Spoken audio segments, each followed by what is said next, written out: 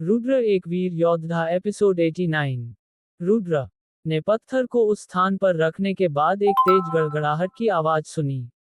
इसके बाद तुरंत ही उस स्थान पर चारों तरफ अंधेरा छा गया, जिसे देखकर रुद्र आश्चर्यचकित हो गया। वह अवाक होकर चारों तरफ देखने लगा और यह समझने की कोशिश कर रहा था कि आखिर यह हुआ क्या। उसने तो अभी कुछ किया ही नहीं, तो फिर यह आखिर हो क्या रहा है। विभ्रांत विभ्रांत रुद्र ने चिल्लाकर पुकारा, आप कहाँ हैं और यह सब क्या हो रहा है मेरे साथ। लेकिन वहां पर कोई भी आवाज सुनाई नहीं दी। कहीं विभ्रांत एक कोने में खड़ा होकर अपनी आंखें बंद करके बैठा हुआ था। उसने एक निश्चित दिशा की तरफ देखते हुए कहा, लड़के, यह है तुम्हारी पहली चुनौती। अगर तुम इस चुनौती को पार कर लेते हो तो तुम्हें गुरुत्वाकर्षण की एक छोटी सी समझ प्राप्त हो जाएगी। ये कहते वक्त उसकी आंखें चमक रही थीं, लेकिन फिर भी उसके दिल में कुछ हद तक डर भी लगा हुआ था। वह सोच रहा था कि कहीं रुद्र भी इस परीक्षा में असफल न हो जाए। इधर रुद्र के सामने जो काला अंधकार दिख रहा था वह धीरे धीरे छटने लगा। फिर कुछ ही पलों बाद वहां पर एक अजीब सा खिंचाव महसूस होने लगा रुद्र को। जब चारों तरफ की अंधकार साफ हुई तब रुद्र ने देखा कि वह एक बड़ा सा कमरा है, जिसके बीचों बीच वह खड़ा हुआ है। रुद्र ने चारों तरफ ध्यान से देखा, लेकिन उसको कुछ समझ में ही नहीं आ रहा था कि वह आखिर इस जगह पर पहुंच कैसे गया। जब उसने इस बारे में अपने पूर्वजों की यादों से ढूंढने की कोशिश की तब उसको ये समझ में आया कि यह एक अलग आयाम है। वैसे तो वह पहले भी ऐसे आयाम को पार कर चुका था, लेकिन इस आयाम में कुछ अलग था, जिस वजह से वह थोड़ा भ्रमित हो गया था। वह सोच रहा था कि यह आयाम क्या है और यहाँ पर उसे क्या करना होगा। उसने अपने आसपास के वातावरण को ध्यान से देखा और अपने पूर्वजों की यादों से जानकारी प्राप्त करने की कोशिश की, लेकिन उसे कुछ भी समझ में नहीं आ रहा था। वह भी अपने पूर्वजों की यादों में झांक रहा था कि तभी उसको कुछ महसूस हुआ। उसने यह महसूस किया कि उसके शरीर के चारों तरफ धीरे धीरे गुरुत्वाकर्षण दबाव बढ़ रहा है। वह अब अपनी जगह पर स्थिर खड़ा हो गया था, वह इधर उधर कहीं भी हिल नहीं पा रहा था, जिसे महसूस कर उसकी आंखें चौड़ी हो गईं। उसने खुद से ही कहा, यह आखिर क्या हो रहा है मेरे साथ, मुझे इतना दबाव क्यों महसूस हो रहा है, यहाँ पर कुछ तो गड़बड़ है। लेकिन क्या? वह भी इस बारे में चिंतित हो ही रहा था कि तभी उसको एक आवाज सुनाई दी, रुद्र। जिसे सुनकर रुद्र का दिल धड़क गया, लेकिन थोड़ा गुस्से में बोला, विभ्रांत क्या आप हो और आप पहले कहाँ गए थे, मैंने आपको कितनी बार बुलाया। और यह क्या है, मेरी तो कुछ भी समझ में ही नहीं आ रहा है।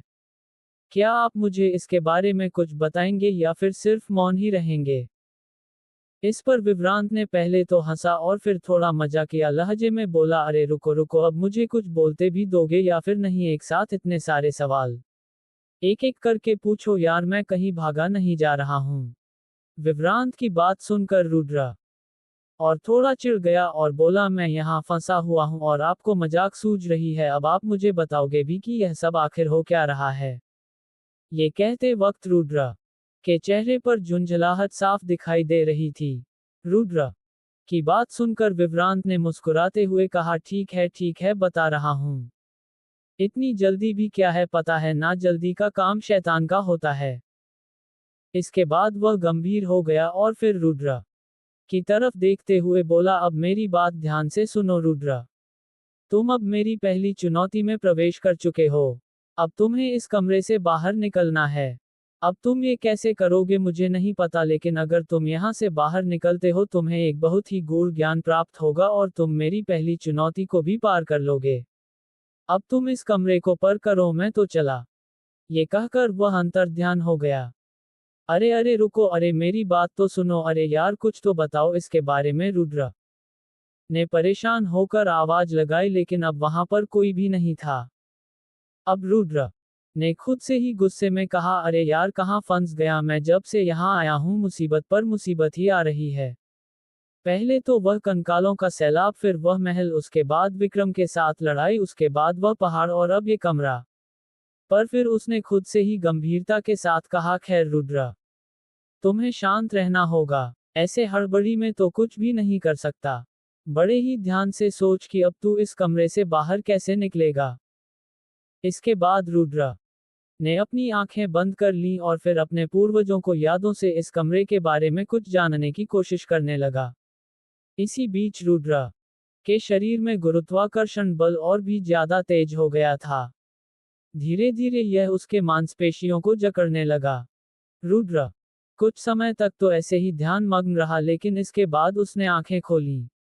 अब उसकी आंखों में गहरी लाल रंग की चमक आ रही थी। रुद्र सब समझ चुका था कि उसे क्या करना होगा। रुद्र ने मन ही मन सोचा, इस कमरे में गुरुत्वाकर्षण बल का प्रयोग बहुत ही सावधानी के साथ किया गया है। फिर रुद्र ने एक गहरी सांस ली और अपने कदम आगे बढ़ाया। जैसे ही रुद्र ने अपना एक कदम आगे बढ़ाया, उसके शरीर में गुरुत्वाकर्षण बल धीरे धीरे बढ़ने लगा, जिसे महसूस कर रुद्र के चेहरे पर परेशानी नजर आने लगी। लेकिन रुद्र ने आगे बढ़ना जारी रखा। ये करते वक्त रुद्र की आंखें गहरी लाल रंग से चमक रही थीं। इसके बाद धीरे धीरे उसके शरीर में भी रक्त प्रवाह और भी तेजी से बढ़ने लगा।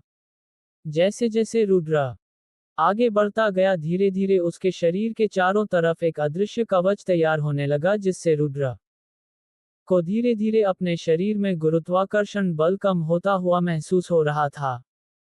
जिसे महसूस कर रुद्र की आंखें खुशी से चमक उठी। उसने मन ही मन कहा, वाह, ये तो बहुत ही बढ़िया है। मैंने कभी सोचा भी नहीं था कि मेरे शरीर की रक्त इतनी ज्यादा दिव्य और मेरे लिए वरदान साबित होगी। दर्शन रुद्र ने अपने पूर्वजों की यादों में एक ऐसी चीज को ढूंढा जिसकी वजह से उसका इस गुरुत्वाकर्षण बल से मुक्त होना आसान हो गया। दरअसल रुद्र के शरीर में जो नागराज वासुकी की रक्त है, उसकी कई क्षमताओं में से एक क्षमता है कि यह किसी भी परिस्थिति में किसी भी शक्ति या मौसम के अनुसार शरीर को बदल सकता है। ये जानते ही रुद्र ने अपने शरीर की रक्त वाहिकाओं को सक्रिय कर दिया। इसके तुरंत बाद रुद्र के शरीर में धीरे धीरे कुछ बदलाव आने शुरू हो गए थे, और यही कारण था कि रुद्र का शरीर धीरे धीरे गुरुत्वाकर्षण बल को अवशोषित कर उसके शरीर को उसके अनुरूप ढाल रहा था। यह महसूस करते ही रुद्र ने अपने पूर्वजों को धन्यवाद दिया, जिन्होंने उसे इस अद्भुत क्षमता से संपन्न किया था। रुद्र को अब यह एहसास हो गया था कि उसके शरीर में छुपी हुई क्षमताएं उसे किसी भी चुनौती का सामना करने में सक्षम बना सकती हैं। इधर दूसरी तरफ जब विभ्रांत ने यह नजारा अपनी आंखों के सामने देखा, तब उसकी आंखें चमक उठीं। उसने मन ही मन कहा, जैसा कि मैंने सोचा था, यह उसी का ही वंशज है। उसके बिना कोई भी इस गुरुत्वाकर्षण बल के कमरे को पार नहीं कर पाता जब तक वह मेरे जितना शक्तिशाली न हो।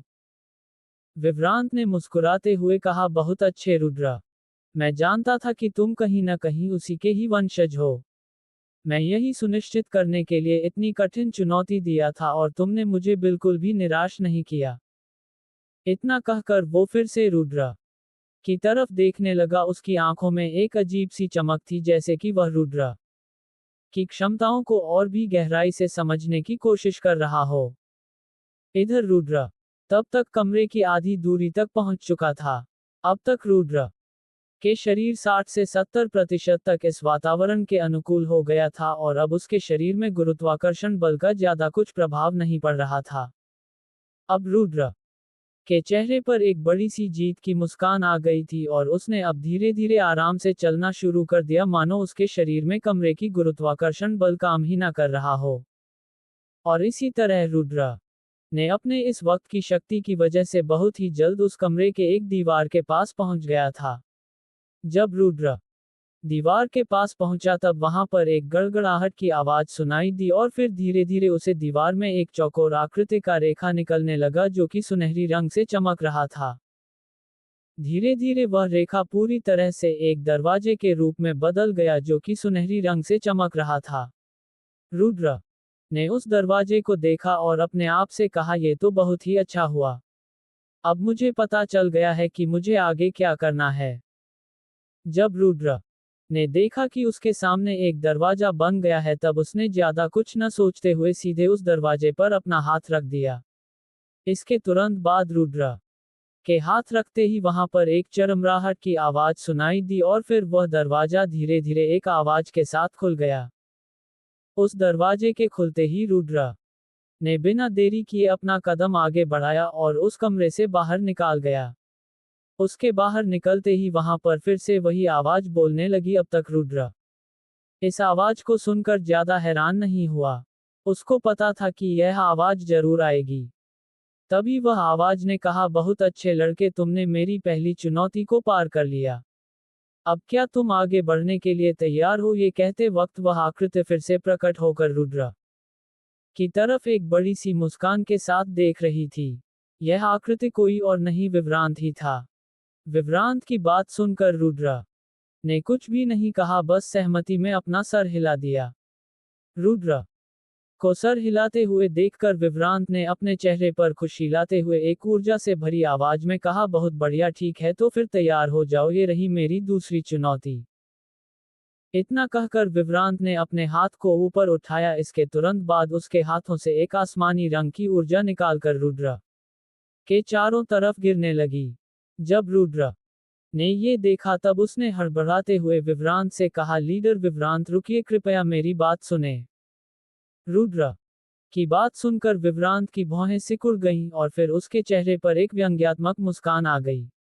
फिर उसने रुद्र की तरफ देखते हुए मजाकिया लहजे में कहा, क्या हुआ रुद्र, डर गए क्या? अभी तो तुमने ये कहा कि तुम इसके लिए तैयार हो, तो फिर अब क्या हुआ? विभ्रांत की बात सुनकर रुद्र ने विनम्रता के साथ थोड़ा हिचकिचाते हुए कहा, लीडर विभ्रांत, क्या आप कुछ देर बाद ये कर सकते हैं? रुद्र की बात सुनकर विभ्रांत की आंखें उलझन में सिकुड़ गईं।